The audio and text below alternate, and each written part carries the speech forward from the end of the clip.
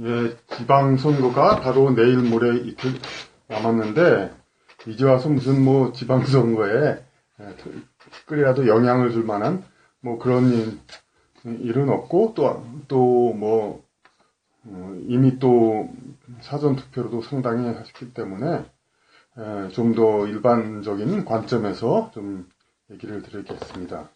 지금 일부 더불어민주당 후보에 대해서 어떤 하여튼 참 어떤 집요하다고도 할 수 있는 그런 이제 끌어내리기 그런 것이 있습니다.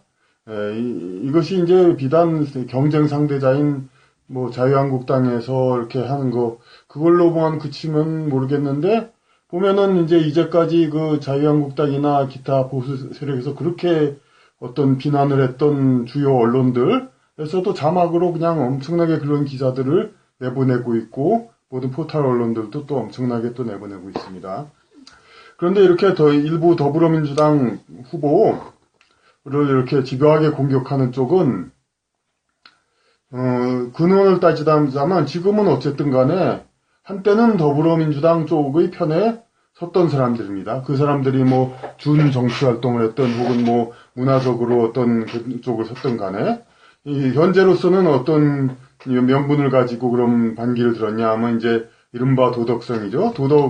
근데 뭐 도덕이야 뭐 세상에 진짜 자기 기준으로 이제 여러 가지 이제 기준이 있는 거고 어쨌든 그러니까 다른 어떤 객관적인 것이 없을 때 도덕성을 가지고 나오는데 특히 또 이제 이런 더불어민주당 쪽을 이제 일부 후보를 공격하는 쪽에서 공개적으로 우리를 자유한국당 편을 드는 쪽으로 하냐 그런 거에 분개하고 자유한국당 그 수구꼴통 쪽을 편을 드는 걸로 하는 것에 처럼 모든 것에 더욱더 분개하면서 자신들은 오직 정의를 위해서 이렇게 한다 이렇게 얘기를 하고 있죠.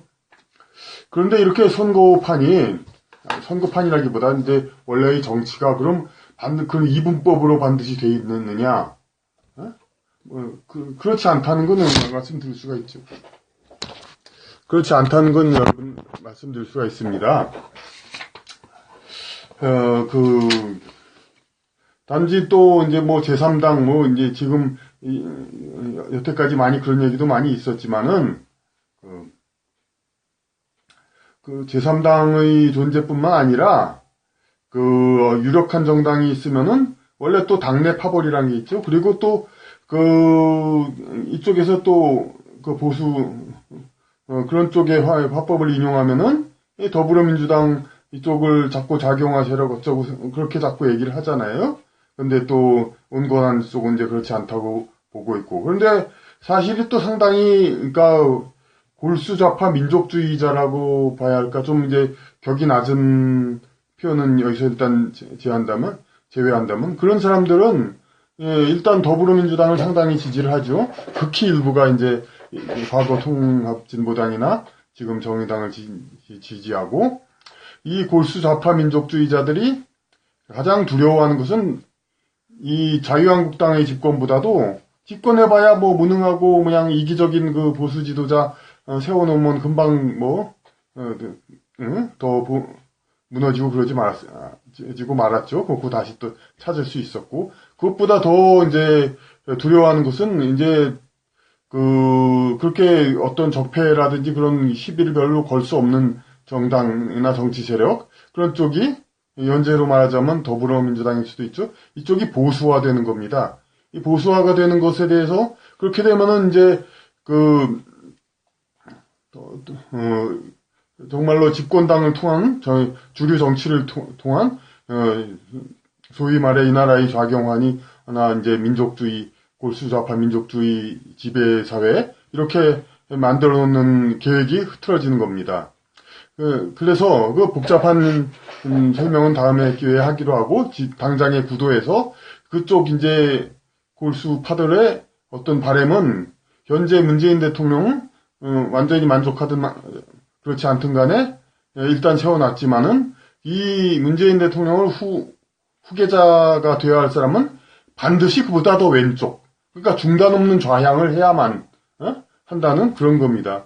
어떻게 해서라도 그 후계자가 그 문재인 대통령보다 더 보수 쪽과 타협을 하는, 이게 표를 더 얻고 이른바 요새 말하는 구태 적폐 보수 청산하려면 오히려 그 더불어민주당 쪽이 더 이제 보수화가 돼야 그렇게 되는 게 유리하죠. 하지만 골수 좌파 민족주의자 세력으로서는 더불어민주당이 더 보수화되는 건 아주 두려워하고 온건화되는 거 두려워합니다. 그래서 설사 집권을 안 되는 한이 있더라도 그 색깔, 좌파향 색깔을 지키기를 원합니다. 그러니까 2012년 선거에서도 어떤 중도 보수를 아우르는 그런 선거운동보다는 색깔 지키기 위한 세력들이 더 강했기 때문에 성공하지 못했던 것이었고, 과거 노무현 전 대통령은 촛불 시위를 이제 반대하는 발언을 했다가 비참한 최후를 맞았고, 이러한 식으로 어떻게 해서라도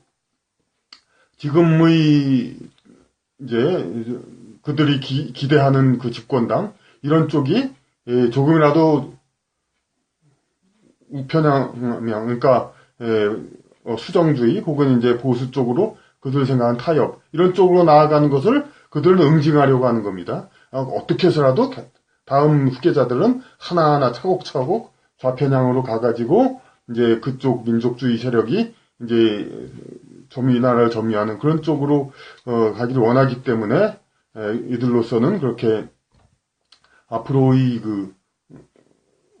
그 더불어민주당의 후계 정치 구도에 대해서 아주 촉각을 곤두세우고 있을 수밖에 없습니다. 지금 그러니까 짤막하게 더민당이라고 하죠. 이쪽도 자한당이라고.